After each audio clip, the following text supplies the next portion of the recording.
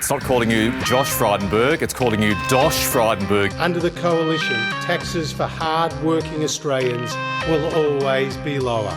You know, I don't hold a hose, mate, and I don't sit in the control room.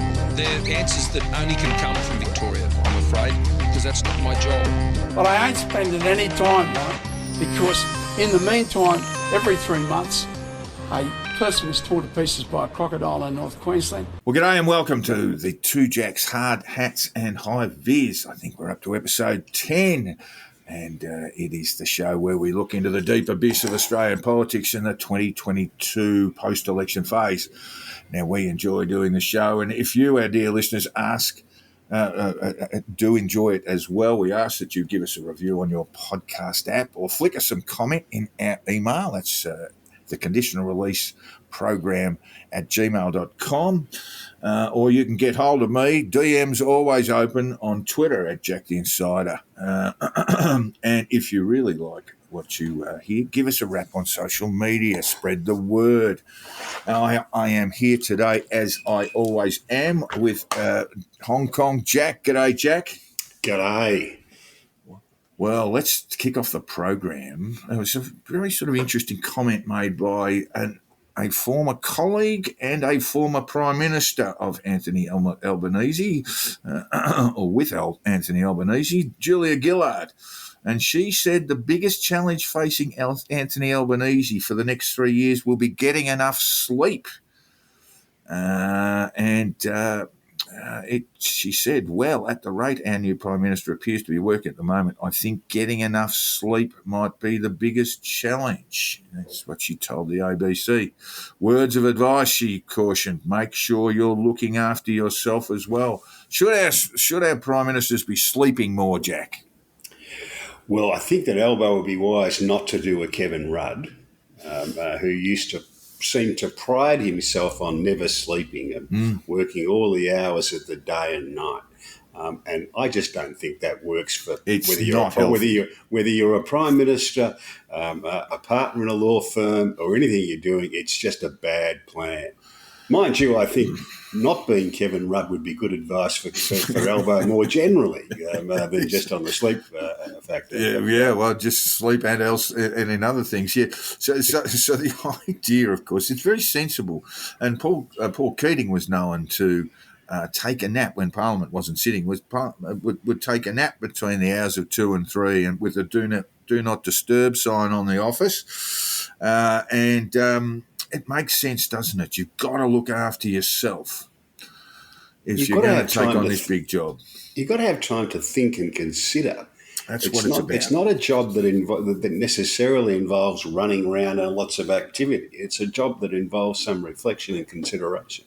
That's it. You've got to have that time to reflect and to think without the phones ringing, without the door, without a knock on the door. You just need that time. Paul Keating did find it. Kevin Rudd didn't. Kevin Rudd was on the 24/7 sleep deprivation hook, I think, and that might have explained some of his conduct as we went forward into his prime ministership.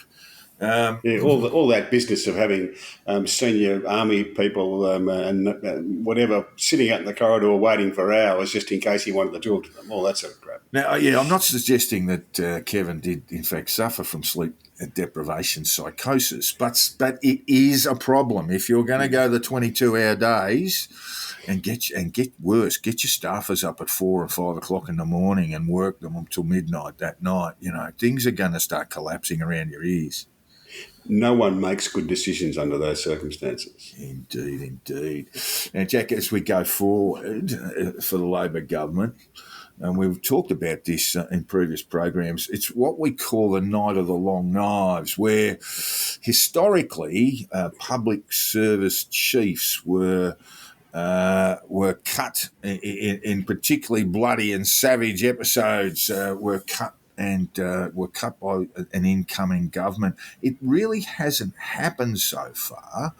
The head of the Department of Prime Minister and Cabinet, Phil Gatchin, he walked and has been replaced by Stephanie Foster. Would you expect to see, for example, a particularly controversial bureaucrat by the name of Pizzullo, the head of the Home Affairs Department? Would you expect to see that sort of person go? Well, I tend to think these things are up to the government. And the reason for that is that they have to work with the public servants, and they've got to find people who they can work with. It's obviously better if they're wise enough to leave some old heads there who have some corporate memory, and also some people who are going to disagree with them, because you need to hear the alternate voices before you make a considered decision. But basically, it should be up to the government. I don't think anybody else has got a stake in it. Well, we haven't had a night of the long knives. I mean, Pizzullo continues in that position, and also Catherine Campbell, who's Secretary of DFAT, Foreign Affairs and Trade. She's been winging her way around the regions with Penny Wong thus far, and obviously her advice is being considered by the new government. Now, Catherine Campbell is also in the Army Reserve with the rank of Major General. She has got some problems coming up with robo-debt, which we'll talk about very briefly. But yes, it's a matter for the government to determine, I guess. You can't have someone who's become so overtly politicised that they can be considered to be running, to be a good option for a new party in government, can you? Well, that's a choice for the government to make. They have to know who they can work with, and I'm happy that we leave that choice to them. Yeah, fair enough. Okay, so the wider question with Home Affairs is the Home Affairs Department too big? Yeah, and too all-encompassing? And that's an interesting question. And again, it's really one for the government to sort out. I mean, it's a bit similar to the Home Office in the United Kingdom. Yes, which has a similar remit, as does the Department of Homeland Security in the US. So this is a bit of a fashion to pull all these things into the one department. And I'm not sure it's a good plan, but the government have got to work through that and come up with a solution that they find practical. Yes, well, of course, those matters all did merge, and I think that was even in the Abbott or Turnbull government. So you do have areas within Home Affairs that aren't really they don't really sit comfortably together. So you've got national security issues, then you've got immigration issues. Yes. Some of these things should be running independently of one another, but they've gone into what we call a super department, Jack. And indeed, the federal police is in there as well, I believe. Yeah. And my instincts are against that, but that's something the government's got to work through. Yeah, we'll see if Home Affairs does get devolved. I do hope they lose the black uniforms. Yeah. It's not a good look. And the medals. No. My Lord, what were they thinking? All right. We do want to move on. We mentioned Catherine Campbell, who's Secretary of DFAT and has been around the public service for a very, very long time. She was, in fact, the head of the human let me just get this right, Human Services Department, Jack, which sounds terribly Orwellian, doesn't it? The Human Services Department, and she was the head of that department when what we have called what has become known as the robo-debt scheme came into place. And we know, because it's Labor government policy, that there will be a royal commission into robo-debt, and we'll have to wait until Parliament resumes to find out just exactly what the terms of reference into robo-debt are. And for our listeners, can confidently expect that that is one piece of legislation they will get through the Senate. Well, there won't be any problem whatsoever. So this is going to be a thing. We don't know the terms of reference. We don't know the extent of it. How many sort of what resources will be thrown the Royal Commission's way. But it is government policy now. So just to give our listeners a bit of a background for those who don't know about robo-debt. It was known as the Online Compliance Intervention initially, a lovely piece of bureaucraties there, It was an unlawful method of automated debt assessment and recovery employed by Services Australia as part of its Centrelink Payment Compliance Program. It was put in place in July 2016 and announced to the public in December of that year. The scheme aimed to replace the formerly manual system of calculating overpayments and issuing debt notices to welfare recipients. And by replacing it with an automated data matching system that compared Centrelink records with the averaged income data from the Australian Taxation Office.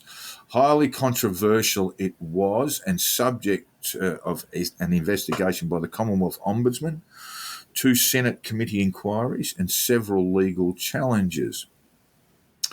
There are, amongst other things, revelations that debt notices were issued to 663 people categorised as vulnerable, that is, people with complex needs like mental illness and abuse victims, and those people eventually died. We're not suggesting that they died as a direct result of receiving a robo-debt notice, but there were a lot of people who fell by the wayside under a fair amount of financial pressure. On 11th of June 2021, the Federal Court approved a $1.872 billion settlement incorporating repayment of $751 million, wiping off all remaining debts and the legal costs running to $8.4 million, which will be borne by the Commonwealth.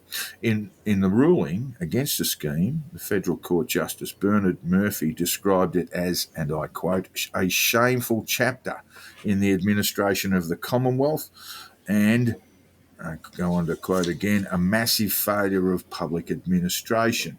When that judgment was handed down, former Treasurer Josh Frydenberg said the government accepted the settlement but distanced itself from the suicides and mental health issues surrounding the administration of the scheme. So, Jack, it's going to be a fairly exhaustive inquiry on things that we pretty much already know, and much of that surrounds advice from the Australian Solicitor General and others in and outside of government telling the government of the day that what they were doing was illegal.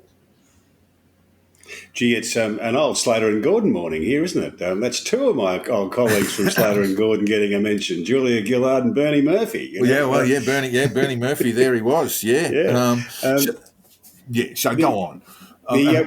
Personally, my view of where the Royal Commissions are going to end up is that they're going to say it was a bad policy idea, it was poorly implemented, and you could really write that first page on the report now, and it'd be pretty right. And these things happen in government from time to time. Where it ends up as to who said what to whom, well, we'll just have to wait and see. What it has done is basically, rather than getting money into the ATO or into Services Australia, it's ended up costing the best part of almost $5 billion in terms of money coming out from the Commonwealth. So that's what it's actually cost. As I said, Catherine Campbell, who's now head of DFAT, she was head of Human Services, so she will be, I presume, giving evidence under oath. And she did say in a Senate inquiry into robo-debt, dealing with a Labor Senator, Deb O'Neill's comment, people had died over robo-debt. Catherine Campbell said, "No, Chair, I do not accept these assertions that are being made. They are not correct." They're always going to be very, very difficult to prove, if not impossible to prove, that suicides and other people who died of some, shall we say, generally recklessness over robo-debt claims, you can't really, you won't be able to prove this. But this is not This is not pink bat stuff, Jack. This is really, really serious. You've got thousands of lives who were affected by this, hundreds of people who have since died, and you would imagine there'll be a fair amount of public anger over it. Yeah, I don't think that ministers are responsible for these deaths or senior public servants any more than they were in the pink bat deaths either, for that matter. Really. Well, it's going to be interesting. I mean, will Anthony Albanese do as Tony Abbott did and allow cabinet documents to be made available to the Royal Commissioner, to the Royal Commission? And just for an idea of who's in the gun, who might be expected to receive a subpoena with a request to please attend. In fact, it's not a please attend, just we expect you here at 10 o'clock on a certain day. You've got Christian Porter, who was the Social Security Minister between 2015 and 2017. You've got Dan Tehan, current Member of Parliament, who was Social Security Minister between 2018 and 2019. Stuart Robert, also a Member of Parliament, overlooked in the ministry, in the shadow ministry. He was the Social Security Minister between 2017 and 2019. Bit of overlap there. Scott Morrison, he first announced the policy when he was Social Security Minister in 2015. Marise Payne was Human Services Minister at the time and made, she was part of that joint announcement. And then we've got Alan Tudge, who was Human Services Minister from 2016 to 2017. Those guys are all going to have to explain why they committed to this policy contrary to legal advice, Jack. Well, we'll just have to see where that goes. I mean, it's just, I always think it's, you don't want to be guilty of premature adjudication. Well, as a journalist, I can't wait for the perp walks, Jack. I just love it. It's going to be fantastic. There's a nice old list there. Christian Porter, woohoo, Stuart Robert, Scott Morrison, Marise Payne. God, yeah, he's virtually lapsed into silence since the election. And Tudgy, who stuck his head up above the parapet only after the election when he was lucky to be returned to the Parliament. Yeah, there's a nice old hit list there that some of them will be a bit toey about it, Jack, won't they? Yeah, I wouldn't be. I mean, I just think these things are survivable. Yeah, okay. Yeah, I think they probably are, but it will be a tough old time. I mean, just because you're called to give evidence I mean, we were just talking about Miles Slater and Gordon pals. Both Julias Gillard and Bernie Murphy had to give evidence before a Royal Commission. Royal Commission in the trade unions, yeah. And they both came out of it fine. Well, it's a really interesting. It's a really interesting, the footnote that you made there, because we did have in the Abbott government, we had the pink bats, and then we had the which was a Get Julias Gillard effort, and and Bill Shorten as well, Royal Commission into the trade unions, where the commissioner there was a judge who, former High Court judge who did have a few difficulties post Royal Commission, Jack. Do you think that they really suffered any real harm because of those Royal Commissions? Ultimately, there were no findings made against Julias Gillard or Bill Shorten, no adverse findings made against them. It was a pretty tricky time. I guess my question is, does an incoming government want to really kick the former government around and its senior figures? Should it do that? Well, the Abbott government clearly did want to do that. I don't know that it did them all that much good, and I don't know that it did the people who were investigated all that much harm. Yeah, how do people generally regard this? Do they sort of see it as a sort of invective and revenge sort of mission? Clearly, with the Royal Commission, the government is hands off, but yeah, is that what the people see? Just come on, and we can sort of let these things go. My view is that any time you waste, the best part, I think it's $5 or $6 billion of taxpayers' funds, there should be a fairly substantial inquiry. Yeah, look, I think that's right. I mean, I've got no objection to having the inquiry. I'm just a bit of a sceptic as to how much damage. If you're doing it to inflict damage on the former government, I'm a bit sceptical as to how much damage you can inflict. And so, and should the new government, if it sees ahead, should it kick it? Oh, well, I suppose there's always temptation to do that. It just depends whether politically you make the judgment whether that's going to have much effect. I don't think it had much. I don't think those Abbott Royal Commissions had much effect politically. Yeah. No. Well. Yeah. It led to. I mean, I think Some short-term political pain, but no real long-term political damage would be how I would assess it. Yeah. Okay. Yeah. Look, it probably sold a lot of newspapers. The whole business of the allegations against the former Prime Minister Gillard sold a lot of newspapers, and I think one that I work for in particular. Yeah, and that can be kind of personally devastating at the time. But if you're a politician, you've got to have a thick skin. Yeah. Okay. Don't tell Kevin that though, either, will you? You might be listening in and listening for Kevin, some we sort know, of, we some know sort you've got a of thick News skin. Corp influence, Jack. I think that's all he does now, isn't he? Just scans the newspapers, looking to see where he's been wronged. But perhaps we should say that I've never been paid by News Corp. You know, you may be, but I haven't been. I've written a few things for them, but I've never been paid for them. So, Kevin, I'm not a News Corp hack. You know, Sure, you didn't get paid, Jack. You should have put your hand up for that if you're contributing material to the paper, and I know you have in your capacity as an immigration law specialist. But anyway, I want to talk now a little bit about politicians who have since left us, and not from this mortal core, but left the Parliament, and where they, what they can look forward to. It might be a very, very tough one. There was a piece in The Guardian from Trent Zimmerman, the former member for North Sydney, talking about what the weeks since the election have meant to him. I'd suggest, without wanting to be rude to Trent, because I think he was a good local member, I'd suggest that the worst is yet to come, Jack. Yeah, look, there's always going to be a few MPs for whom this is just the best job they're ever going to have. I'd say most of them. And it's going to be downhill from there. No one else is ever going to give them access to the Chairman's Lounge at Qantas. But this is true, and this is dripping in Schadenfreude, of course. But what are their employment prospects?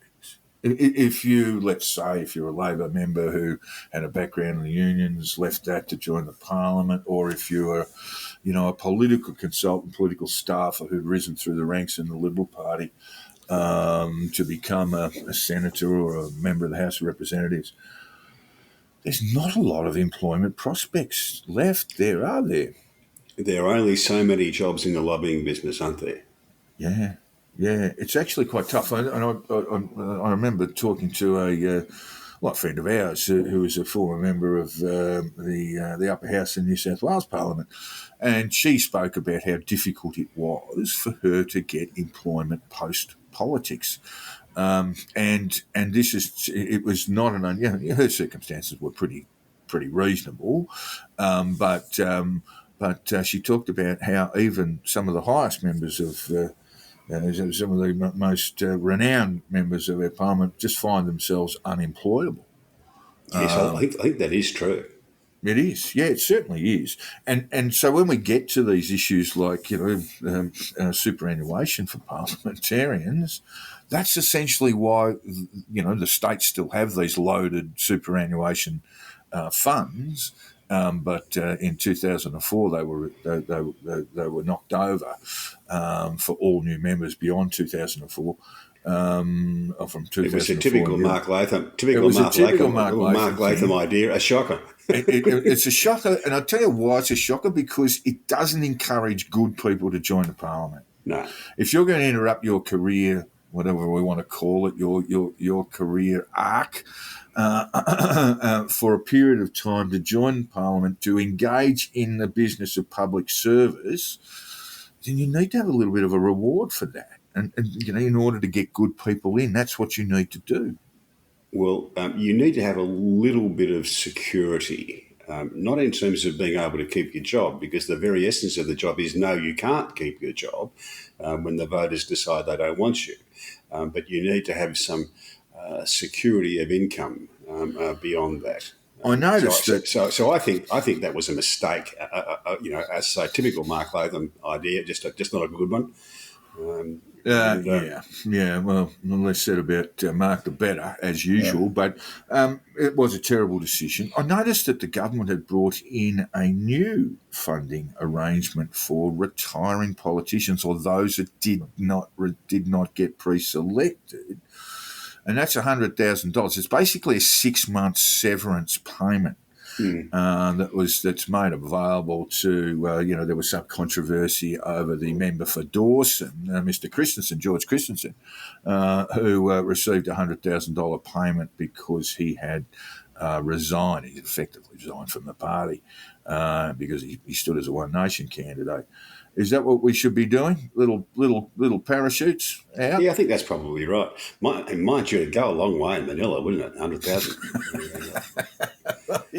He did spend a lot of time there. Yeah. So yes, he would know the value of an Australian dollar in the Philippines. Yes.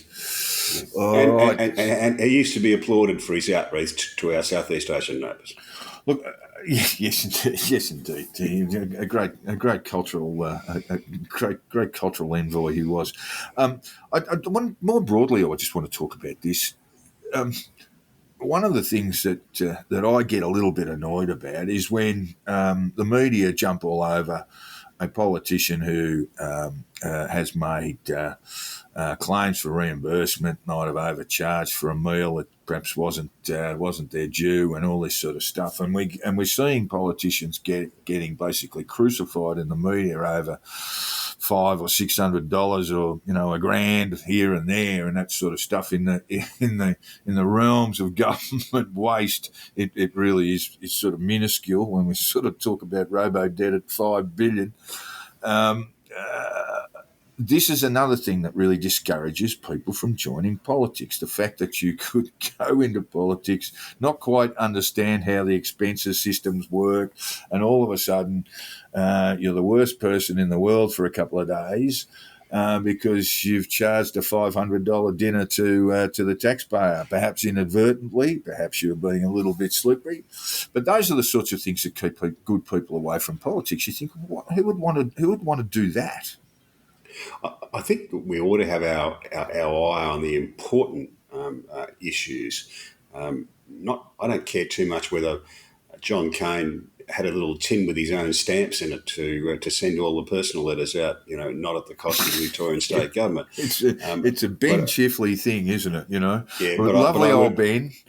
But I would prefer. But it doesn't really work in the 22nd century. I would prefer we didn't lose the state government, that's the state bank of Victoria. That's a little bit more important than the stamps. Yeah, that's right. But we did save probably about $1.40 on the stamps. Yeah. Lost maybe, I think it was about $10 billion in 1990s money, but we did save a little bit of money on the stamps. That's exactly right. So you need to get the focus right, and this is about getting better people into your parliament. Yes. And people who are not going to be intimidated by the thought that they could have their reputations crushed over a $500 expense claim. Yeah, it would be better if we had a few less people who were lifelong political consultants and advisors and a few more people who had a wider experience. And to get those sort of people in the parliament, you've actually got to have some benefits attached to it. Some benefits attached to it, and a bit of an understanding, that if you come from the outside world, whether it's the corporate world or any other background, I mean, there's a preponderance of lawyers, Jack, nothing personal, of course, but there's a preponderance of lawyers in there, and there's a preponderance of people who have just, climbed up the greasy political pole. We could do with a broader reach of members. I couldn't agree more. You look back at that best cabinet we keep talking about, that Hawke cabinet. Yeah. And we had a butcher, we had a farmer. And a shearer. Quite a few people from a variety of backgrounds. Like not everybody had worked as a political advisor or a lawyer. Bill Hayden had been a copper. Yeah. That's essentially what you want. You want that sort of mix that represents or reflects the communities, the broad communities they represent. Yep. Yes, good stuff. We're agreeing just about on everything, Jack. It's that's terrible, with the possible exception of my views on lawyers. Look, let's just take a look at the opposition. Poor, sad things that they are, and while they're licking their wounds, let's offer them some advice on how they should be going about it. This is advice from experience. What I was really thinking about the other day is what's the worst thing you can do when you lose government? And I thought back to 1996 when the Keating government was defeated, and Labor indulged in years after that of the silliest response to losing government. And that was to say, the people got it wrong. The people were stupid. They were misled. They were duped. But they got it wrong. And that meant that there was no really effective opposition to the Howard government for some time. So, Jack, now we want to go to the opposition, and those poor old darlings are sitting around licking their wounds and trying to make it look like they're not in the terrible pain that they are in. What are your tips for being in opposition after having been hurled from government? Well, there are two examples that I can think of that I had some involvement with. The first was in 1975 when the Whitlam government was turfed out, and the second was in 1996 when the Keating government lost. And on both of those occasions, the Labor Party pulled the wrong rein. They decided that the best approach in both those occasions was to convince themselves that the voters had got it wrong, that they were duped, they were stupid. And that meant that there was no really effective opposition to the early Fraser government or the early Howard government, because that's exactly the wrong approach. And to be fair, at the moment, the Liberals don't seem to be doing that. I'm not so sure. What I would say is that certainly in 1977, Labor copped another hiding. I think it was a bigger hiding than 75, wasn't it? Much bigger, yeah. And so, what you're effectively doing is saying the voters are wrong. Yes, the voters got it wrong. When you go into that kind of, we was robbed mode, yes, that's essentially what you're saying. Yep. And sanity and recovery only comes when you ask, what did we miss that the voters could see? What did we get wrong? Not what did they get wrong, what we got wrong. And when you examine what the voters could see that we couldn't, then you start to make steps on the road to political recovery. Yeah, and I'm not convinced that the Liberal Party is doing that, Jack. I know that there's a review in place. Brian Lucknon, I should say, and Senator Jane Hume conducted an inquiry into what went wrong, but I think that's restricted to the election campaign. And certainly in terms of review, I just see in Peter Dutton, let's be fair, that the coalition didn't have too many other options but to go to Dutton. But Dutton, I believe anyway, is basically a singular reminder of the failures of the previous government. And so he will have his work cut out for him. Certainly, if he moves forward, saying, "Look, we were just a good government out of luck." Oh, I don't think he's saying that at all. That's not how I read his message. There's really no. I haven't seen one thing that reflects that where he has had a moment of reflection. To be honest. Well, no, I think it's pretty clear what the Liberal government think went wrong, and his name's Scott Morrison. Yeah, it can be an easy thing, and I've actually said that in columns at the Australian that you could basically save themselves a lot of time and a lot of money and reviews and so forth, and just very short. You don't need a short card. Just write the word Scott Morrison on it, and that's why they lost. Well, there were two reasons when they lost. One, they'd been there for a long time, and Australians have a history of getting a bit worn out with governments and chucking them out. And the second one was they'd lost their way a little bit, and Scott Morrison was largely responsible for that. Yeah, so what do they do? Do they go the old Soviet style when Nikita Khrushchev dismantle the cult of the personality over Stalin? What do? They surely need to say, this guy led us astray. Yeah, I don't think you've got to say that out loud very much. I think you just got to let it, you just got to leave it unsaid but on the table. What they've got to do is just going back to do the things where the Liberal Party succeeds, and that is just to be a basic centre-right party where you've got both conservatives and moderates, and you try and push for good government. That's when they're successful. And that's all they've got to do. They haven't got to worry about moving left, moving right, or dismantling Scott Morrison. It would be better for them if they got him out of Parliament. But apart from that, yeah, it's interesting, isn't it? I mean, look, Parliament hasn't sat, but presumably he will be sitting somewhere up the back on the wrong side, not in the Treasury benches, in the 47th Parliament, and then you imagine that his resignation will announce the announcement of his retirement will occur within days, if not weeks. It seems odd that he's hanging around. Yeah, who knows where that'll end up? And there's only so much that the Liberal Party can do about that. He's an MP and he's entitled to stay, Yeah. And they can't offer him a job. So,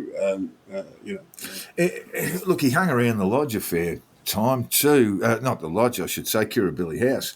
He hung around there until they got the removalists in quite late. Nothing really wrong with that. It was starting to aggravate people a bit. But he hung in there for a little while, and there was some talk of renovations of his own home. So perhaps there was an excuse. It's the last thing they need, isn't it? Him hanging around like a bad smell in the party room. Well, I don't think he's a political plus for them. Put it that way. Yeah. I just imagine that he'll have to go at some point, and there will be, and there has been. I mean, we see some of the conservative columnists talk about the reasons for the loss, and there's more sensible ones who haven't gone, well, what we need to do is go to the right, go and sort of attract the sort of voters that Genghis Khan, appealed to, those sorts of things. It's sort of madness. But in the sensible stuff, they've just gone, look, this guy was really a nightmare. And he was a bit of a nightmare because his party made him a nightmare, didn't they, Jack? Because in 2019, he won the unwinnable. Labor lost the unlosable, whichever way you want to put it. And I think he walked away thinking he was some sort of electoral mandrake, and certainly that was his behaviour in the campaign just finished. Yeah, political hubris is a dangerous thing, isn't it? Yeah, that's exactly right. You remember when we were talking at the campaign at the very start? I think it was probably a first or second show, and I said, "Well, do you reckon Scott Morrison will go and travel in the West, where he's clearly unpopular?" And I think he did it that day. But then he did it again the week before the election. I reckon just the fact that he's turned up in Perth probably lost him about 30 or 40,000 votes. Just that alone. Yeah, could be. Yeah, but I just get back to it. The Liberal Party haven't got to do any of these things of moving left or moving right. None of those things are necessary. All they've got to do is go back to doing what's worked in the past for the Liberal Party. Okay. Yeah. Look, I'm not sure. We'll see. What's the next pressure point? I mean, we know that Dutton is in that position as an opposition leader who has come in after a party's been punted from power. They don't make prime ministers. History tells us. Yep. What's going to be his next point of tension. I would think the Victorian state election, wouldn't it be, if there's a poor result there?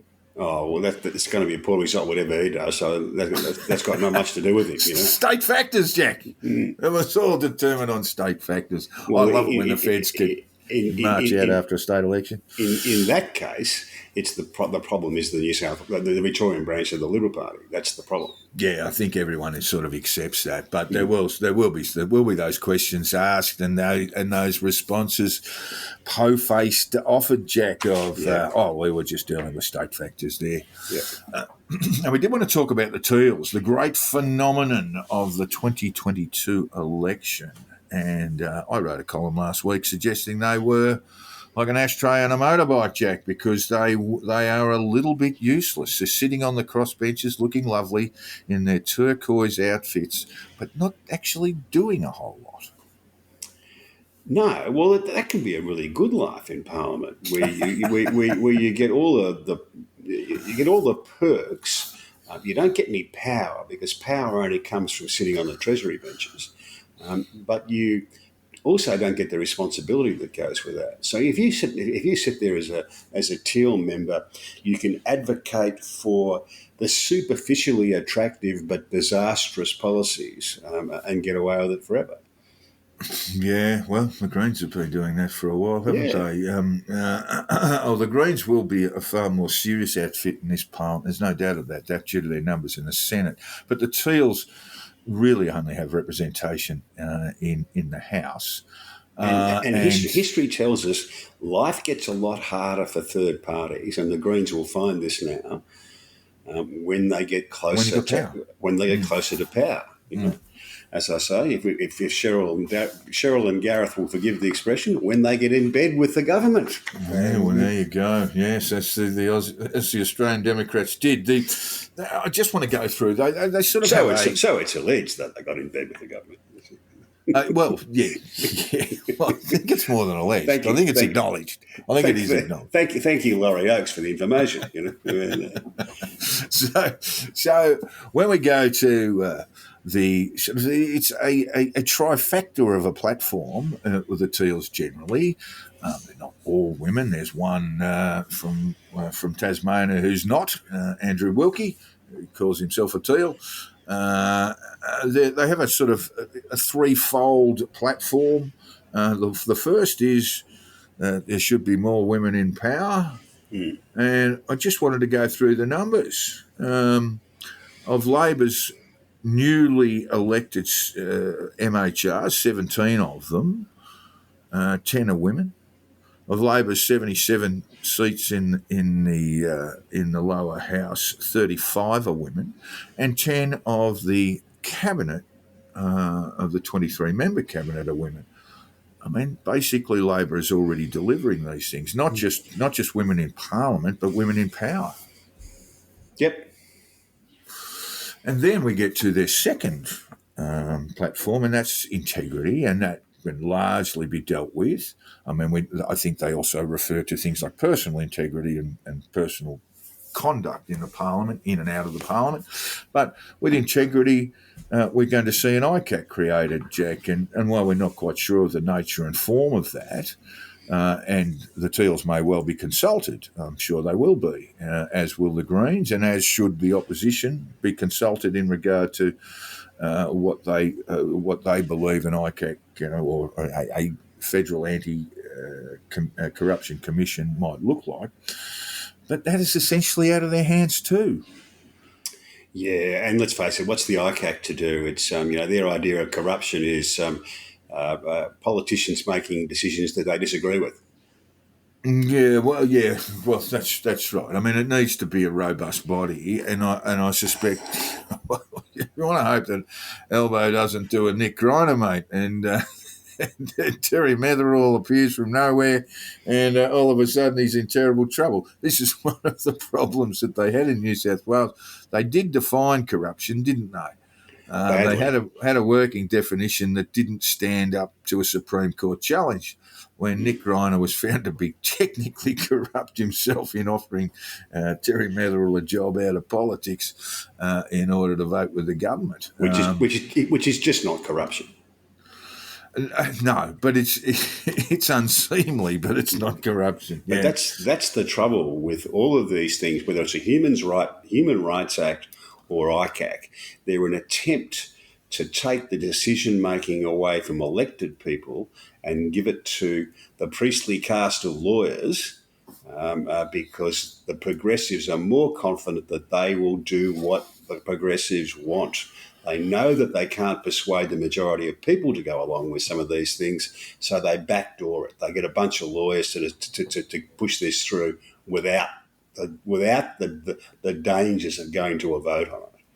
Yeah, look, it's something that needs to be closely considered, and not least of all, a working legal definition of corruption. That's something that needs to be considered in regard to an ICAC.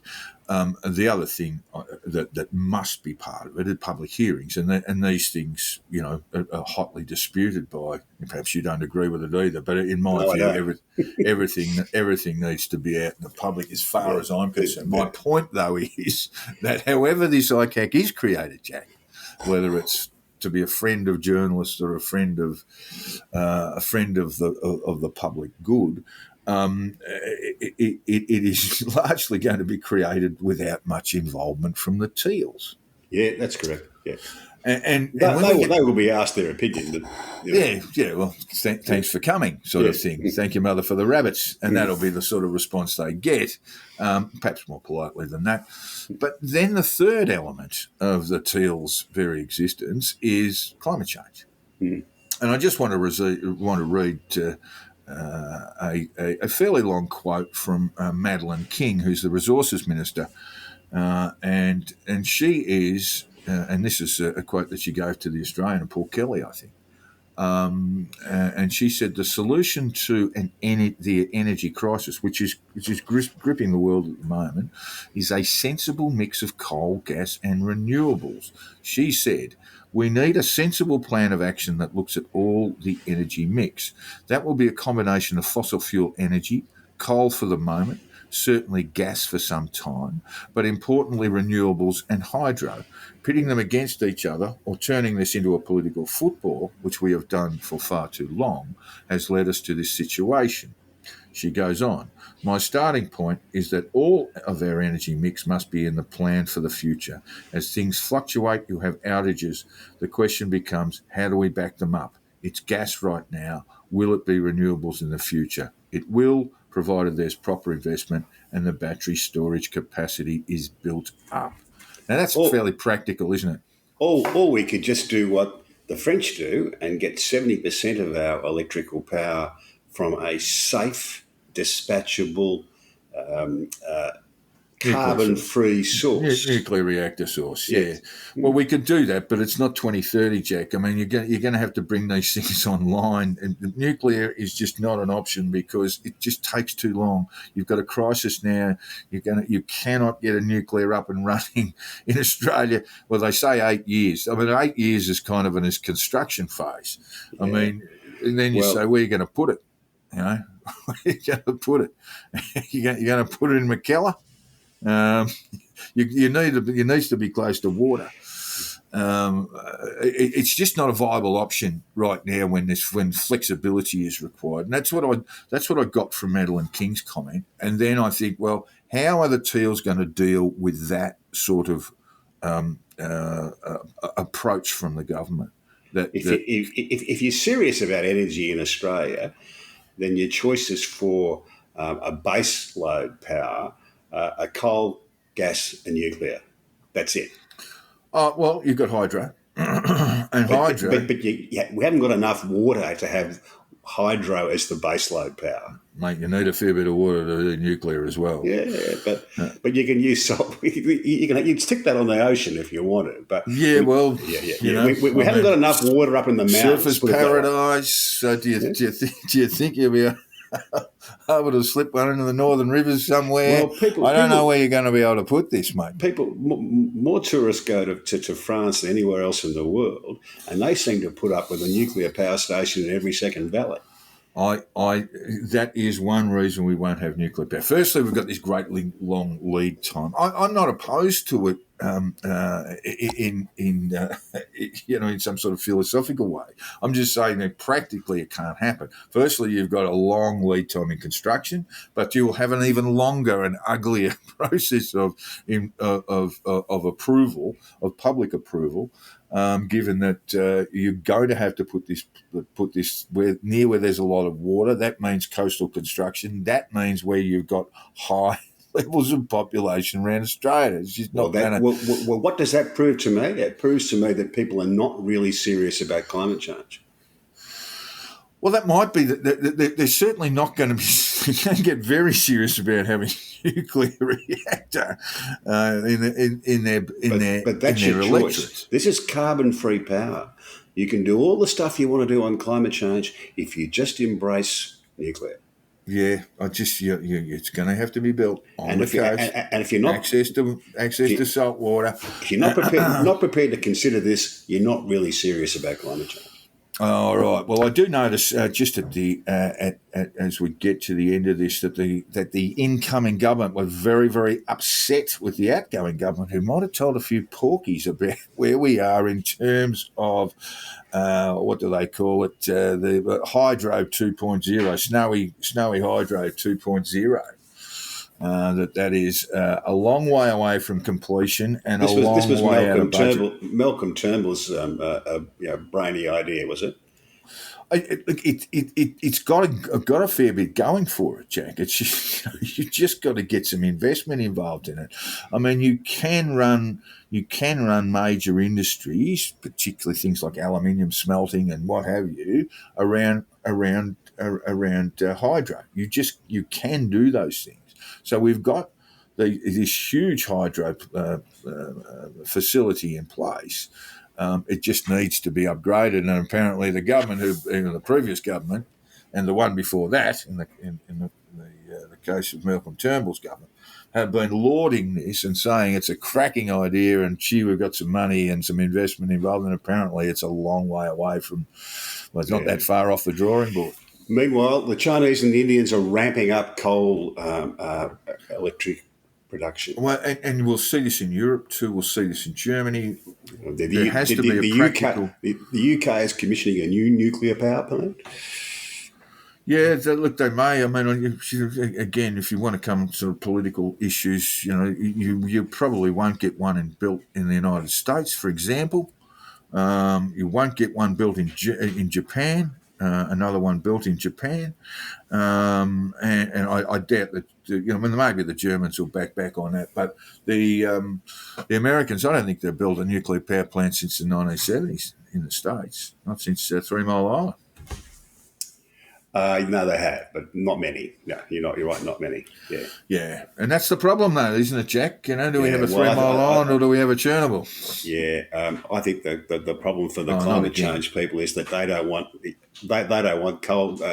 coal-fired power stations, and they don't want brown and yellow people to have coal power, to have electricity. Alrighty, we'll leave it there. And can I just quote Chris Ullman? I thought it was a really lovely way to finish his column this morning, and a political reminder to people. Promising to make voters colder, poorer and hungrier is no way to win government. Yeah, well, look, when I look at Madeleine King's comments there, that is sensible. That is doable in terms of the challenges we face now for the next decade. Yeah. That is all doable. You don't see a lot of political hurdles, massive political hurdles like nuclear energy. I mean, Dutton has talked it back too from the opposition. When we do have things like the mix of things, we've got some absolutely terrible policy in terms of gas in this country. Absolutely terrible policies that have been created where essentially we make nothing on exports. And we're being dealt out of supply. It's just insane. But I look at Madeleine King's remarks there, Jack. Surely you would be satisfied to a point about that. There is that sensible stuff there that says coal for the moment, gas for some time. Well, it's much more sensible than the teals and the greens. Yeah, and that's. That was my original point. Yeah, and the Teals and the Greens are going to be left out in the cold, so to speak, on this because their policies are impractical, and that will eventually pay. As Chris Ullman says, you can't win government by telling people you're going to make them colder, hungrier, and poorer.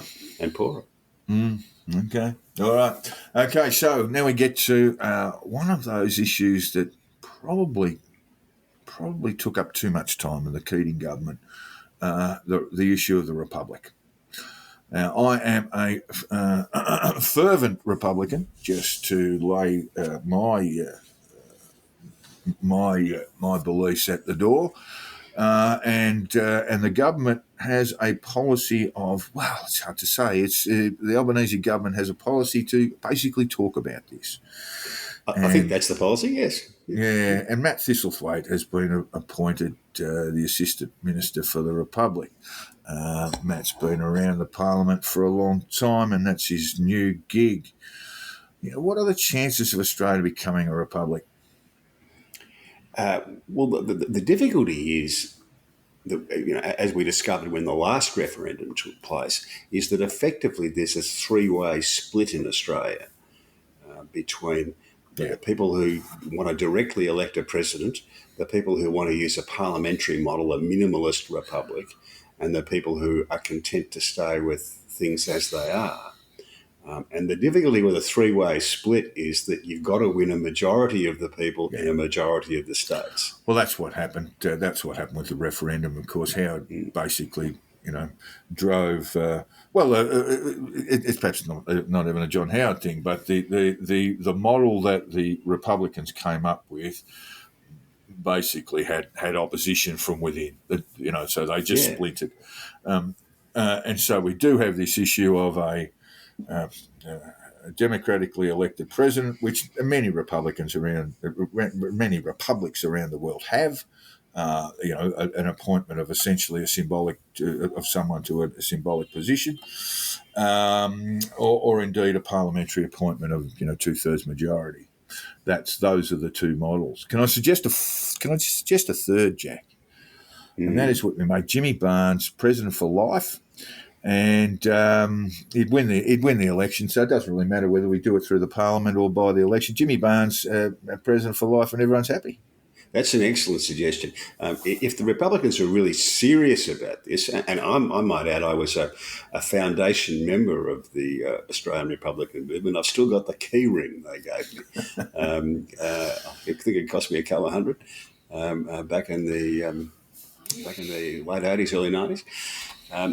If they're really serious about this, the first thing to do is to get rid of Peter Fitzsimons as the chairman of the Australian Republican movement, because it's never going to happen while he's in charge. If I offer some sort of defence of him, at least he's been loud, but you need someone who's going to drive consensus, and that's the first you've got to drive consensus from within the Republican movement on the best model forward. I believe their current model. Wow. It's hard to know what their position is. The current model is, I believe, a parliamentary election.